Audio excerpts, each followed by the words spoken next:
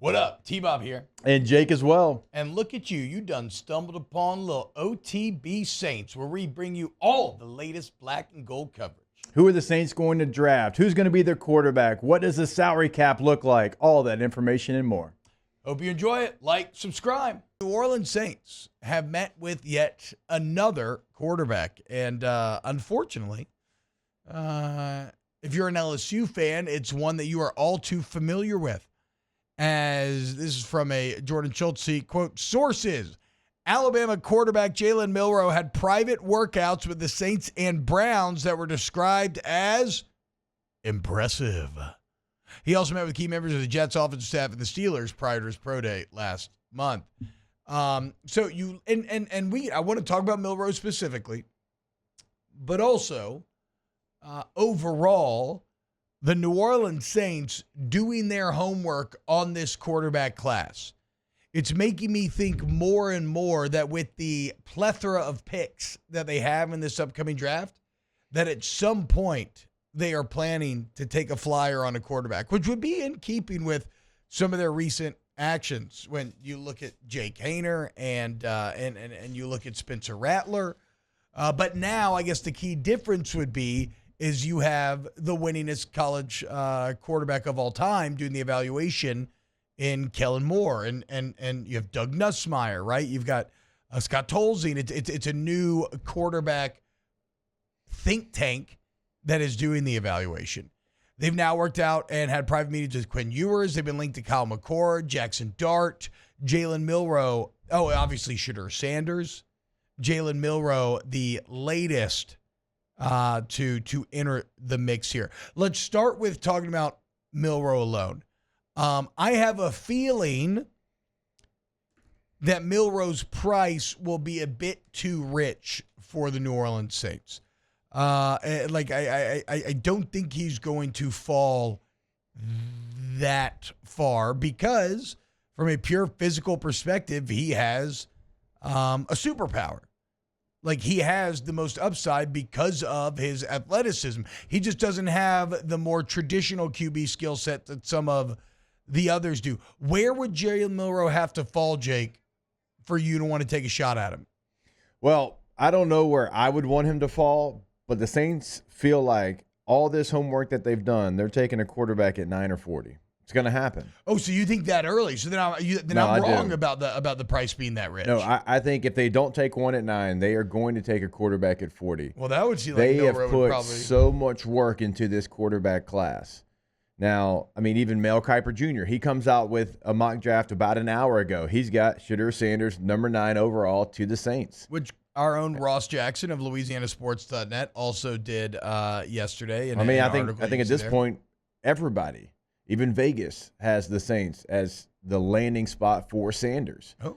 So it feels like they are going quarterback no matter what. Now, if someone they really love falls to them at 9 that can help their team right now, that can play right now, maybe they select that player at 9, and then 40 is when they take their quarterback.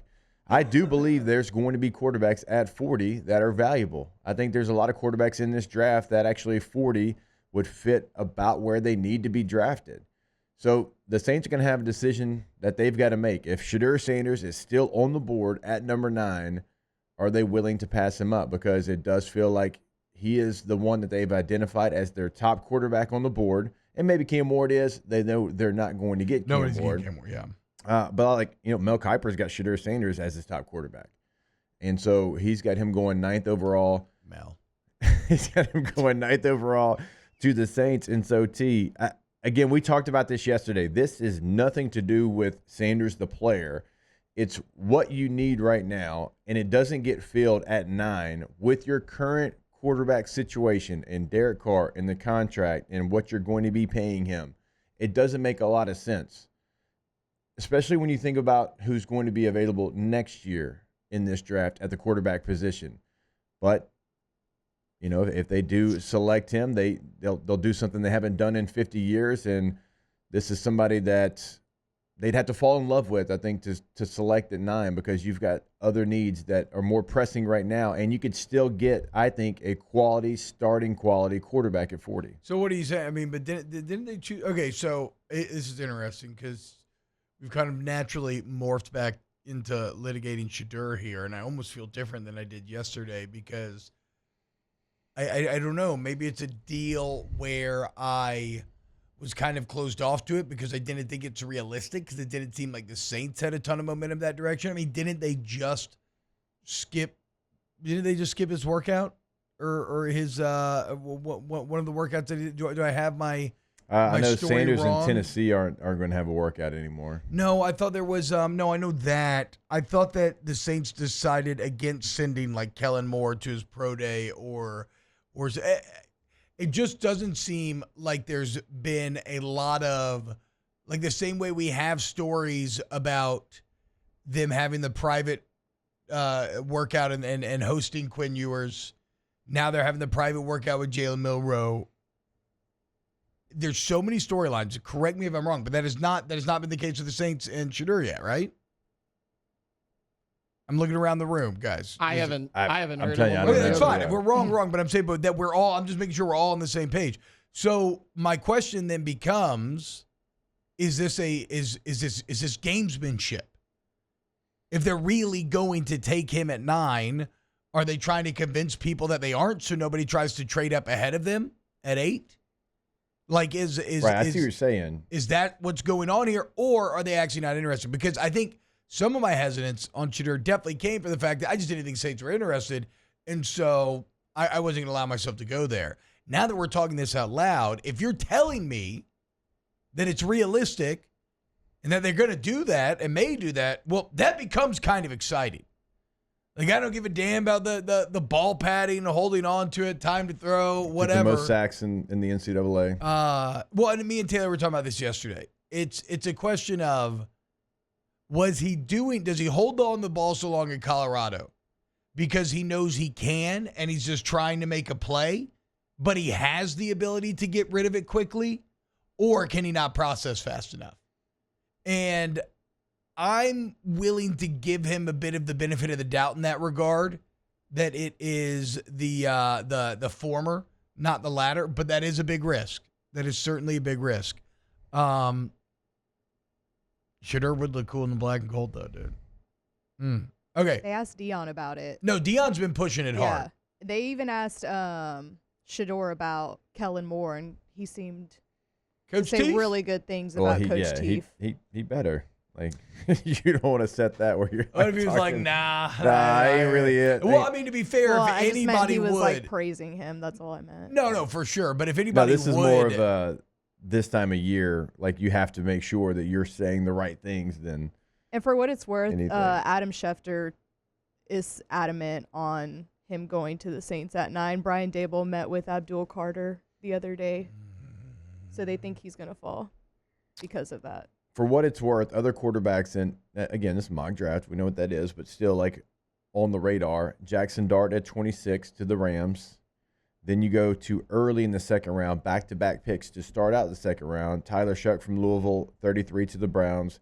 Jalen Milroe, 34 to the Giants. So that's the other question I was going to ask is, if you were going to take a quarterback at 40, who would that be? I'm going to be honest, like, for the Giants, though, if they could get Milroe at 34 and then at number 3 they get Abdul Carter, that's better than getting. Wait, who are the Browns taking in this It scenario? looks like the Browns are going to go Hunter. Travis Hunter instead. Oh, That's Abdul kind of the Carter. thing yesterday. And the Browns came out, Andrew Berry and all them said they actually prefer him at wide receiver. Look, Travis Hunter can play. I don't know Yeah. how to project that. He can play wherever he wants. Yeah, And figure out. Like, I don't really know. But I would. Ooh, man. I just thought there was something about teaming up Myles Garrett and Abdul Carter that just felt like unstoppable. Maybe a bit of too many resources in the same spot, but sheesh.